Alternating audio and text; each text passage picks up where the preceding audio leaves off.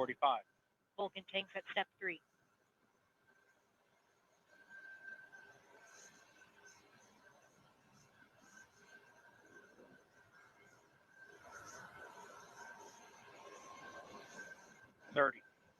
BE4 start box, go.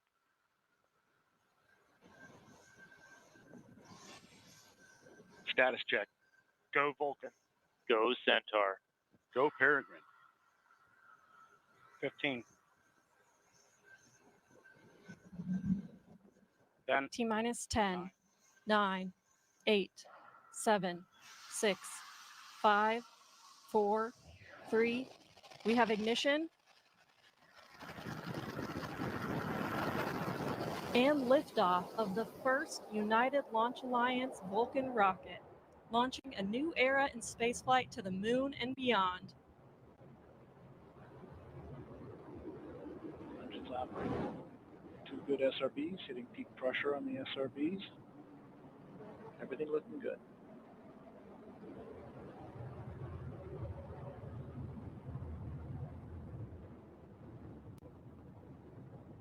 And we've got pitch and yaw programs in, coming into normal rates for that event. We have good hydraulic pressure on both engines. Good chamber pressure on both engines, everything looking good.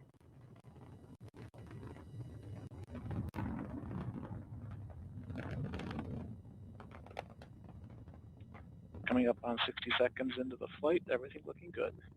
2 good engines, 2 good SRBs. Body rates look good, nice and smooth. And we've hit our first throttle point on the BE4s, everything looking good. And we have passed through Mach 1, we are now supersonic, coming up on max Q. We've had max dynamic pressure, everything looking good. We're rolling off on the SRBs. And we have cutoff on the SRBs, coming up on jettison in approximately 30 seconds.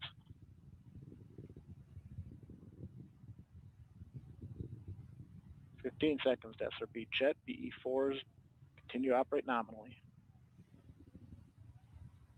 Seeing expected PU activity on the booster mains. And we have separation of both SRBs, everything looking good. BE4s continue to operate normally. Coming up on 2 minutes into the mission. We are now 17 miles in altitude. We just heard confirmation of solid rocket booster jettison.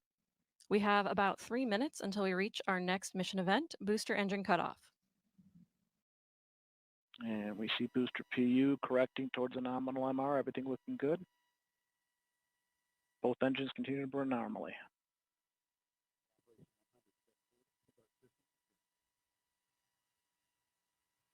And we now weigh approximately half of our liftoff weight, everything looking good.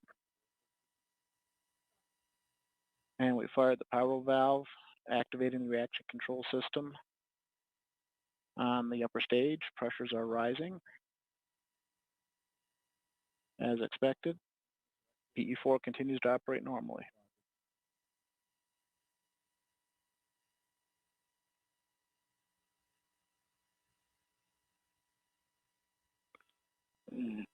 Vehicles continue to fly down the center of the range track, everything looking good. 33 miles in altitude, 52 miles downrange, traveling at 4,000 miles per hour.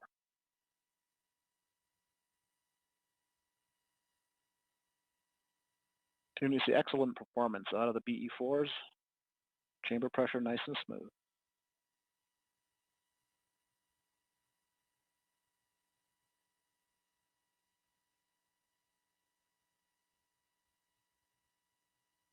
Vehicle steadily accelerating, a little over 2 Gs at this time.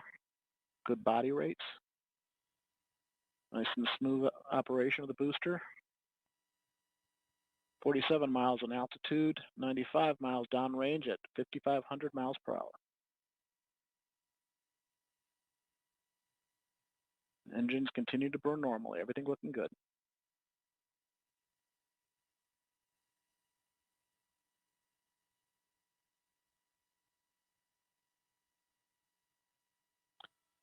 And the vehicle now weighs 1/4 of its liftoff weight.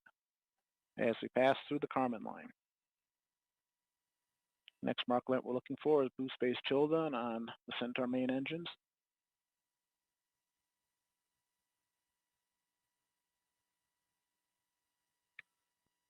Booster mains continue to operate normally.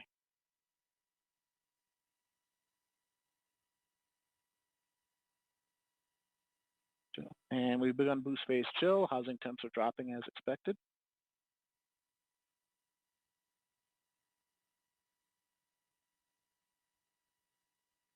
Coming up to the end of boost phase, approximately 10 seconds to BECO. Throttle down in preparation for BECO. We've completed boost phase chill down, and we have cutoff. Coming up on Vulcan Centaur separation. We have Vulcan Centaur separation. Everything looking good. Coming up on the Centaur phase.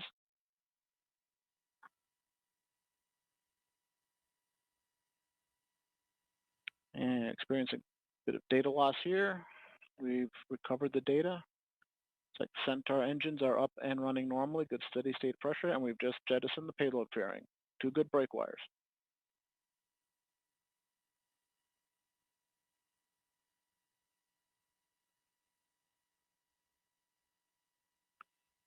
And good steady state operating levels on the Centaur mains. 2 good engines. Gone to open loop control on Centaur PU. This is Vulcan Mission Control at T plus 5 minutes 57 seconds. We just heard flight commentator Rob Gannon confirm the successful completion of the early phase of today's flight, and all systems continue to operate nominally. Our next event, main engine cutoff, will occur in about 10 minutes. While we wait, I'm joined by Amanda Bicchetti, ULA Director of Vehicle Upgrades.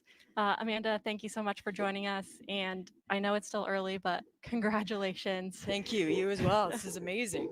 How did it feel to watch the Vulcan rocket lift off for the first time? Oh, just absolutely amazing. I didn't expect it to be the way it was. It just, my heart is still pounding. It was excellent. And just, I'm so proud of all the work that the team did to get where we are today. Absolutely. And developing a new rocket is an enormous endeavor of which you were a huge part. Again, we're still early, but how do you imagine the whole Vulcan team is feeling right now?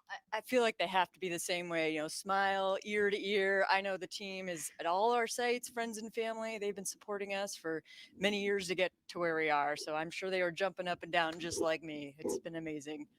How is the Vulcan rocket going to change the industry? Yeah, that's a great question. So Vulcan is very much based on our heritage rockets, the Delta IV and Atlas V vehicles, but we've brought in a lot of new innovation and capabilities that are going to allow us to even better support our warfighters, exploration, as well as connecting the world. And the great thing about Vulcan is it's highly versatile, meaning we can use that vehicle to do anything we want, allows for affordability for anybody who needs access to space. Absolutely. And so this is the first certification flight. What are the next steps for Vulcan after this? Yeah, so with the first flight, we are well under the way from a certification perspective. We do have a second flight that we'll need to do here later this year. Once that completed, we'll have about 2 months or so of post-flight data testing, and then at that point, we will be certified by the U.S. Space Force, and we will be ready to fly all of their important payloads for them. Awesome. Well, again, thank you so much for joining us, and we'll let you get back and watch the next mission Excellent. events. Congratulations again. Thanks, you too.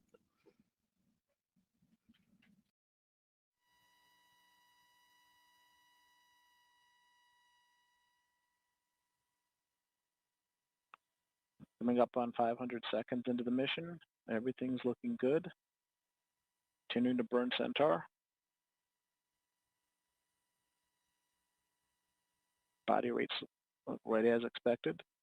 Steady acceleration, just under half a G. And we are now 235 miles in altitude, 836 miles downrange, traveling at 11,150 miles per hour.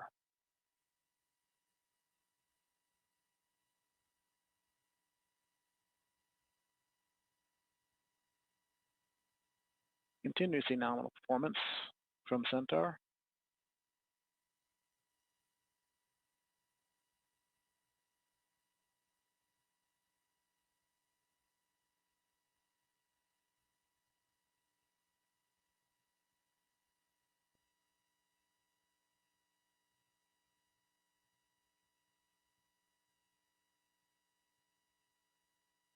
And approaching the halfway point of this first burn of Centaur, everything looks good.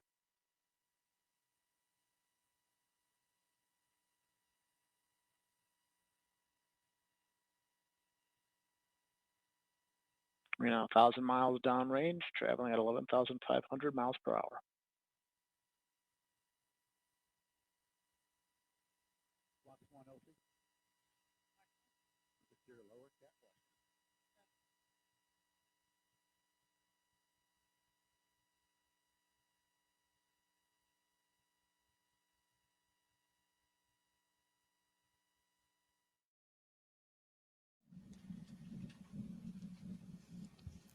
This is Vulcan Mission Control at T plus 10 minutes 7 seconds. Our next event, main engine cutoff, will occur in about 5 minutes. While we wait, I'm joined by Eric Monda, part of ULA's mission design team. Eric, thanks for joining us. Hi, Amanda. Thank you for having me. Of course. So we're still pretty early in this flight today, but can you tell us how the data is looking so far? Yeah, absolutely. So I just want to say that it was so exciting. I ran outside so I could watch this thing lift off, and that was so cool after so many years of development to watch this thing fly. That was fantastic. Absolutely, I bet. Yeah. So what is the data showing us so far? Yeah, absolutely. So I've had a very quick look. Obviously, we're very early in the flight still, but I've taken a look at the SRB performance as well as the booster performance so far, and everything looks just spot on, just perfect. Fortunately, we've had a lot of these systems on Atlas and Delta for a long time, and so we have a lot of flight data to anchor our models, and everything is lining up just like we would expect. Awesome. Yeah. So a lot of the audience has seen us switch from this live view of the launch from our rocket cam to this animated representation of the vehicle in space. Can you talk a little bit about why we make that switch and how this visual is populated? Yeah, absolutely. So when we first lift off, we have a feed directly from the cameras that are on the rocket back to the launch site here. And so with that, we can get the video feed that we need in order to provide those images. As we get further downrange and we go over the horizon, we no longer have that direct link. And so we rely on NASA's teeter system to send telemetry from the vehicle back down to us on the ground. In that telemetry data, we get information like position and attitude and velocity. And so we use that to drive the animations you see here. Okay, so we're looking at real data, what's happening. It's just a graphic of it instead of the real thing. That's exactly right. Yes. Awesome. That's really cool. So, today right now we're in the first of 3 Centaur burns. Can you talk a little bit about why we need 3 burns and how we use those 3 burns to complete our mission today? Yeah, absolutely. So the first burn performs our injection into low Earth orbit. Unfortunately, if we just continue that burn from that point in time, we wouldn't necessarily be aligned with where we need to be in order to get to the moon. So what we do after we get to low Earth orbit is we shut those engines down, we coast around until we get to the right spot to do that, and then we light those engines up again. When we do that and complete that burn, that will allow us to send the astrobotic peregrine lander onto the moon. So we shut those engines down again. We are ready to do that, and then start them up one more time in order to do the third burn. That's what's going to take Celestis's Enterprise mission out to deep space. So let's talk a little bit about where these things happen. We're going to go ahead and shut down the main engines on the Centaur when we get about halfway across the Atlantic Ocean, and then we're going to coast the rest of the way across the Atlantic Ocean, across Africa, and go ahead and start the engines up again when we get to Madagascar. And that's where we'll do the second burn, and then we coast again until we get about to Papua New Guinea. And when we get over Papua New Guinea, that's where we'll go ahead and do that third and final burn. Okay, so you mentioned a couple of these key milestones that are ahead of us. What can everyone expect to see as far as the timeline of these mission events as they continue watching today? Yeah, absolutely. So looking at the clock right now, looks like we've got about 2 minutes, a little over 2 minutes left here in the first burn of the upper stage. We're going to coast for about 30 minutes after that as we do that coast across the Atlantic Ocean and across Africa. The second burn will be about 4 minutes long, and then we'll have another coast for 30 minutes before we have a pretty short, like 20-second burn for the final burn. Once we've done that, then we've got some engineering demos we're going to do before we finally safe the stage and shut everything off. And then about 4 days later is when the Centaur will leave the Earth-Moon system and be off on its way to deep space. Awesome. Well, thank you so much for sharing that with us, and thanks for joining us today. And we'll let you get back to watching those next events. Absolutely. Thanks so much, Amanda. Thanks.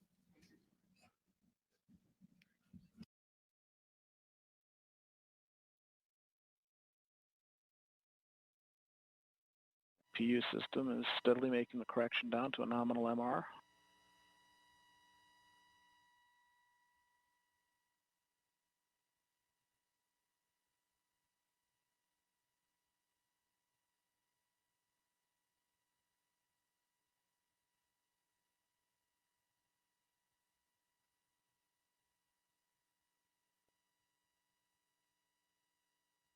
Two or 1 minute, D'Amico.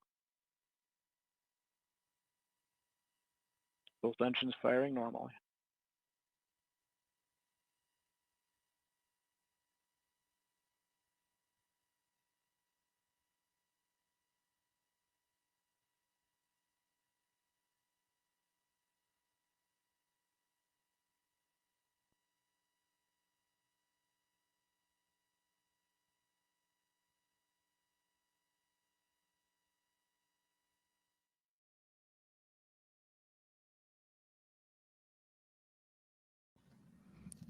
This is Vulcan Mission Control at T plus 15 minutes 30 seconds.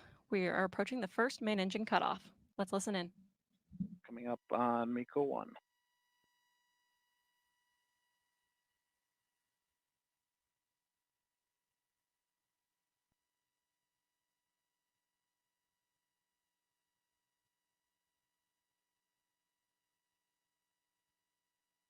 On to open loop control on MECO. We have cutoff.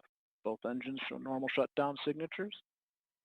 We have settling established, 85% duty cycle. We are now in a 27-minute, 51-second coast duration to second burn of Centaur. This is Vulcan Mission Control at T plus 16 minutes 20 seconds. We just heard flight commentator Rob Gannon confirm successful cutoff of the first main engine, and all systems continue to operate nominally. Our next event, main engine start 2, will occur in about 27 minutes.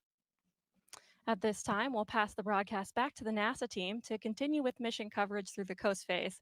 We'll join you back in as we approach the separation of the Peregrine spacecraft. Over to you, Megan. Thank you, Amanda. Congratulations to you and the ULA team so far.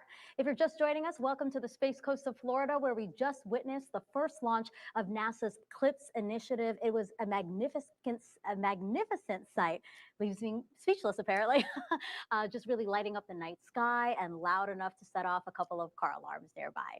CLIPS is short for Commercial Lunar Payload Services. It's a new model in which NASA contracts space on commercial missions to send science experiments to the moon ahead of us landing astronauts there.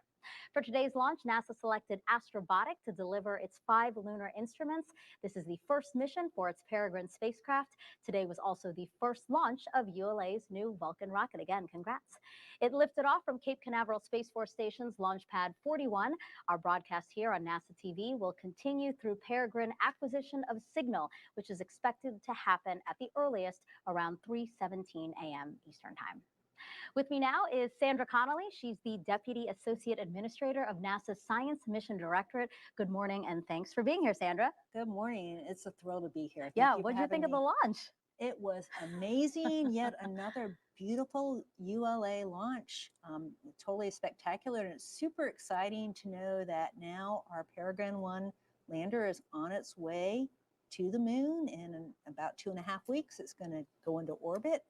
And a few weeks later from that, in mid to late February, we're going to actually see it land. And that will be the first, well, actually, it'll be one of the early landings on the moon since Apollo, over 50 years, which is pretty amazing when you think about it. U.S. landings on the moon. Yeah, it is. And the CLIPS is new as well. So talk to us a little bit about this program. We're using commercial companies to send science instruments to the moon for us. Why is that? Yeah, I'm really excited about this program. It is a game-changing program for us. It really is leveraging industry in new ways. As you've probably seen, I mean, the whole aerospace industry has evolved over this last decade in amazing ways. And I think this is just yet one more step in doing so. So our commercial partners are actually delivering a service. They're delivering our payloads and other organizational payloads, whether it's other companies, whether it's international partners. Basically, anybody who wants to procure the service can deliver a payload to the moon using the CLIPS program. And so there are 20 payloads flying on the Peregrine spacecraft right now. 5 of those are NASA's. Can you tell me a little bit about what they'll be studying once they get to the moon? Yeah, so again, amazing service. So our payloads are going to be studying things, including understanding, studying water, studying the volatiles or the resources on the moon, studying the atmosphere, and also the radiation environment to help inform us for the future when we have humans back on the moon. Sandra, thank you so much. I'm excited to see what we do with this initiative and this launch here today. Thank you so much. And let me just say, go Vulcan and go Peregrine 1. Yes, you can totally say that. Thank you so much. Thank you. All right, so when Peregrine lands on the near side of the moon on February 23rd, it will be one of the first lunar landings for the U.S. since the final Apollo mission over 50 years ago. Let's head back over to Astrobotics, Olivia Chapla. Thanks, Megan, and what a great day so far. So for those of you just tuning in, I wanted to reintroduce myself. I'm Olivia Chapla, Director of Marketing and Communications for Astrobotic. Astrobotic is a space company with our primary headquarters in Pittsburgh, Pennsylvania, and we've just watched our Peregrine lunar lander rocket into space aboard a United Launch Alliance Vulcan rocket. This Peregrine spacecraft's mission is to carry 20 payloads or cargo to the lunar surface from 7 different countries. 6 of those nations have never reached the moon before. Our aim is to autonomously land on the lunar surface a few weeks from now. We're taking the long way around, and we expect Peregrine to land on February 23rd, 2024. We've got all eyes on the Peregrine lander as it waits to separate from the Vulcan rocket in about 30 minutes. At that point, we will seek to establish communications with the lander. And now we'll take a more in-depth look at Peregrine's full journey to the moon with an animation. Once ULA's Vulcan rocket launches, we will then know the exact day the Peregrine spacecraft will attempt a soft landing on the moon. The first landing attempt could be anywhere from 10 to 60 days from launch. Because this is Peregrine's first ever trip to the moon, our team is not taking a direct path. Peregrine will first complete one Earth orbit so the team can get critical data on the spacecraft and test maneuvers before executing a very critical milestone, entering lunar orbit. Peregrine will orbit the moon at 3 altitudes. The first orbit will last about 33 hours. Peregrine's second orbit can be up to 35 days. The spacecraft's third and final orbit around the moon will last 48 hours. Next up, Peregrine will attempt a soft landing on the lunar surface autonomously. The team will issue a landing sequence that will command the spacecraft to enter a descent orbit. About 15 kilometers from the lunar surface, an exciting powered descent begins. While we wait for the Peregrine space